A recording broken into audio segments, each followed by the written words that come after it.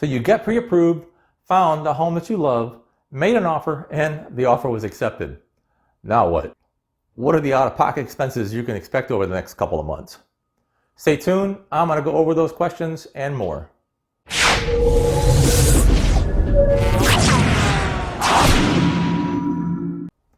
Hi everyone. I am very glad you could join me here today.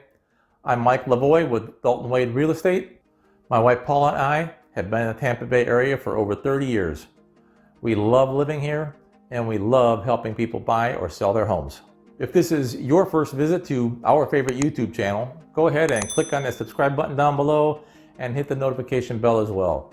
We wouldn't want you to miss any of our videos about real estate here in the Tampa Bay area.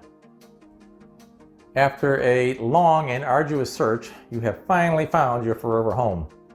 Your realtor has negotiated a contract with the seller and the seller's realtor. All of the terms have been agreed upon by both the buyer and the seller. So what's next? When someone makes an offer in Florida, there are two basic contracts that can be used. There's a standard contract and the as-is contract. There are a couple of differences, mostly in the section involving repairs paid for by the seller. The as-is contract has been by far the more widely used document over the last few years. So for our discussion today, we're going to concentrate on the as-is contract. By now, you should have gone over the contract with your realtor.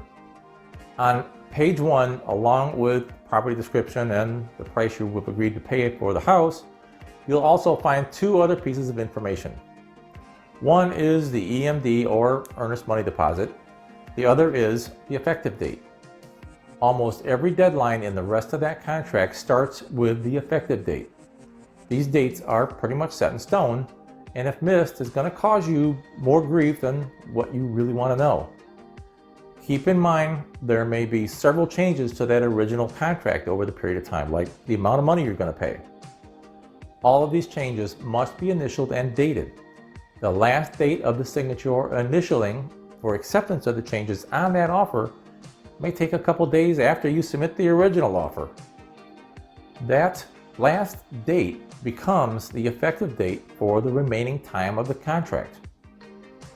Your realtor and his staff should keep you posted on what's happening and when it's supposed to happen, just so you don't miss any of those dates. The first deadline is the EMD deposit. Within the first 3 days after the effective date, you must have the agreed upon EMD deposited into an account with the entity holding the money in trust. That entity is usually the title company, but it could also be a real estate broker or an attorney. I have a video dealing with earnest money deposit. The link is up above me. Don't watch it now, watch it later. There are a couple of ways to make that deposit. The most common is by wire transfer. Wire fraud is real, so be careful when sending money by wire. At this point, the seller's realtor will change the MLS listing from available to pending. That effectively takes the home off the market and will stop people from trying to get your house. Your next step is the inspection. In the section of the offer dealing with inspections, there is a line with a number of the days for the inspection period. That number can be anything that is negotiated between you and the seller. Normally, it's between 10 and 15 days. Whatever that number is, that is your inspection period. During that time, you're going to need to contact an inspection company. Your realtor will probably have a few suggestions to give you. However, you can select any inspector you want to. Just be sure that they're qualified and that they can also perform a 4-point and wind mitigation inspection if it's necessary. They will tell you if it's necessary. This is one of the upfront costs you're going to have to fund. The cost should be between $300 and $500 depending on the size of the house and if there's a 4-point wind mit that are necessary. You should go ahead and schedule the inspection as soon as possible. You do have the option of being there while the inspector is doing his deal. This process can take 2 or 3 hours. Our suggestion is to arrive about an hour after the inspection starts, ask questions, and go over the summary with the inspector. He'll give you a verbal rundown. Your realtor will typically do the same thing. There's no sense in being there while the inspector is on the roof or in the attic. The inspector is going to look at a ton of things, and he's going to include any issues he finds with the home in his report, good or bad. Cracked tile, electrical outlets that don't work, the windows that don't open. The report is going to have a lot of detail. The older the home means that there'll be more issues. Most of these issues will be minor, let homes just do over a period of time. Issues that need to be addressed are related to safety and structural. Missing outlet covers, not so much. Your realtor will work with you to determine what needs to be addressed and what should be just blown off. When you get the report, it's probably going to seem a little daunting at 40, 50 pages long. Not to worry, the first 1 or 2 pages will have the issues that should be reviewed. Usually they're in red and bold-faced and highlighted. Be sure the inspection is scheduled and completed before that inspection period ends. Very important, I can't stress it enough. Why? If some major issues come up with the home and they're found by the inspector, like the roof is leaking or the walls are falling down, the buyer has the option to cancel the whole deal and get your entire EMV back, but only in that period. Getting the inspection done early gives you and your realtor time to negotiate with the seller for repairs of some of those issues. If negotiating doesn't produce a reasonable result, the buyer can cancel the contract and get your deposit back. Quite honestly, during the inspection period, the buyer really doesn't need a stated reason to cancel. I have a video on surviving the inspection. The link is up above me. Watch it later. Okay, so the inspection is done. Issues that need to be addressed were, and you are going to go ahead with the purchase. What's next? The completion of that inspection period and the agreement of any repairs that have to be done has been signed. This starts a whole army of people to work in the background. You're probably not going to hear much about them, but your realtor should be keeping you posted as the work progresses and gets done. The first thing is the appraisal. The lender will order the appraisal. The appraiser normally schedules time with the seller's agent to access the home and will give us a copy of the appraisal. The seller is not given a copy. Hopefully, the home is appraised at value, which means that the appraised amount is equal to the price offered. If the appraisal comes back above the offered price, congratulations. You just have instant equity.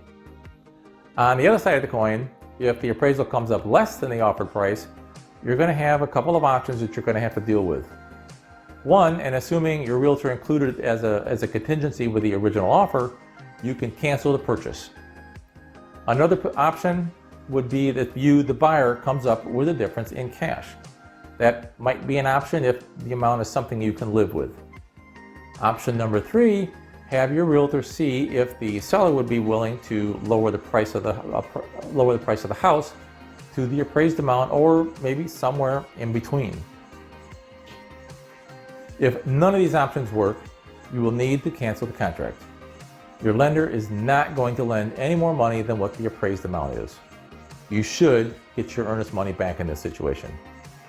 So while all this is happening, your lender is going to be working on your loan package. Even though you were pre-approved, there will be more paperwork to get you fully qualified for the loan. You can bet the house the lender will be contacting you. You need to be sure to stay on top of this. Any delay providing necessary documents to the lender could cause the closing of the house to be delayed. You could also lose the home and possibly your earnest money. On a side note, during this time, you will start dreaming about the day you get to move into your new home. It's going to dawn on you that you're going to need furniture, drapes, blinds, and tons of other items. Do not purchase anything for the house, at least not until after you have the keys in your hand. As a matter of fact, don't buy anything large on credit. That new car for the new garage can wait. It has to. Anything you buy on credit before the closing will show up on your credit report. The lender will pull a final credit report a couple of days before closing. They just want to confirm that nothing has changed. Well, if something has changed and your report shows a large change, where you put $500 on a new blinds, you're probably going to cause the lender to cancel the loan. I have a video on how to mess up a loan application. It's up above. Look at it later. At the very least, you're going to have to explain in writing what happened. That's definitely going to delay the closing. The seller will not be pleased and could cancel the contract. Remember, your earnest money is at risk here. While the lender is working on the financial part, the title company will be looking into the legal side of the transaction. The title company will research the title to make sure that no one has a right to claim the home after you move in and that the current homeowner has the legal right to sell a property. They're also going to research for any open liens, building permits that have been closed, anything like that on the property. Anything that does pop up is going to have to be dealt with. They will contract the homeowners association, if there is one, to confirm that they don't have a reason the transaction cannot go through. If the seller does not have a current survey, the title company will have a survey ordered. You're going to want to make sure where the property is and know where there are any easements. You're going to sign a piece of paper later stating that you know. The title company will also create the documents necessary to transfer ownership from them to you. One day, not far away, you're going to get a call from the lender with a clear to close. Now is when you do your happy dance. Probably the same day, the title company is going to reach out to you with final instructions. Those instructions are going to include the amount of money that needs to be transferred before closing. The amount will include the closing cost and the down payment. Like we talked about before, wiring money is the most common way to do this. Before you wire the money, make certain of the wiring instructions. Call the title company, confirm the routing number, account number, the name of their bank. Do not call the number on the email you received. It could be the number to some scam artist. Wire fraud is real. Look up the phone number. Call your realtor to get the phone number. Use Google to get the phone number. What you don't want to do is wire your $20,000 down payment to some scam artist in Europe. I have a video on not getting hacked with your wire fraud. The link is up above. Look at it later. On closing day, you're going to meet at the title company or whomever's acting as a closing agent. Could be an attorney. Bring 2 forms of identification. One needs to be issued by a government agency, like your driver's license. It'll work fine. Make sure that they're current. An expired ID does not work. Just who is going to be there depends. But you can count on the closing agent or the attorney, probably the lender or their representative, just in case there's an issue that comes up with a loan. They're usually minor, but they need to be nailed down pretty quickly. The buyer's realtor, your person, will more than likely be there, and you, the buyers. The actual closing involves about a ream of paperwork. Be prepared to sign and initial your life away. Ask questions. The closing agent is going to go over each page. If you hear something that isn't familiar or might be different than what you read before, ask questions. After the docs are signed, the closing agent will send copies to the lender for their signatures and funding. Funding simply means that the title company has received funds to purchase from the lender and that all those monies have been dispersed to whoever it needs to be, the seller, the seller's mortgage company, and all those people on the closing documents that you just signed. This is when you get your keys and the party begins. I hope this gives you a glimpse of what happens after you sign the contract to purchase. If you're interested in buying a home here in the Tampa Bay area, we'd love to help you. Reach out to us online at mike@thelavoyteam.com or call our office at 813-864-6370. Again, if this is your first time here, go ahead and click on the subscribe button. Hit that notification bell as well. You're not going to want to miss our next video, which should be on Thursday. Hope you have a great day.